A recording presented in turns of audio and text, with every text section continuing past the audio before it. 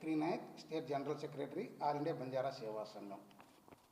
మన దేశానికి స్వాతంత్రం వచ్చి దాదాపు 78 ఇయర్స్ అవుతున్నను బంజారాల స్థితిగతులు ఎలా ఉన్నాయంటే ఇప్పటికీ అగమ్య గోచరగలు ఉన్నాయి.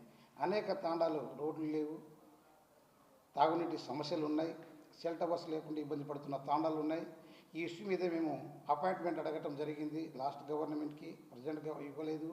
ఆ ఉద్దేశంతో మేము కదిరిలో బంజారాల సింహగర్జన పేరుతో మీటింగ్ పెట్టి మాకు ఎవరైతే మా బాణి వినిపిస్తారో, మా తాండాల అభివృద్ధికి పాటుపడడానికి ముందుకు వస్తారో వాళ్ళకే మా అవకాశం ఇస్తామని చెప్పడం జరిగింది. అందులో భాగంగానే ట్రైబల్స్ ఏదైతే బంజారాలు ఉన్నారో అందరూ మూకుమ్మడిగా ప్రజెంట్ ఉన్న గవర్నమెంట్ సపోర్ట్ చేశారని ఈ సందర్భంగా చెబుతూ, లాస్ట్ గవర్నమెంట్ మాకు అపాయింట్మెంట్ ఇవ్వలేకపోయింది, కనీసం ఈ గవర్నమెంట్ అపాయింట్మెంట్ ఇస్తారని ఆశతోటి ఒక లెటర్ రాయడం జరిగింది. పర్సూ కూడా చేశాం.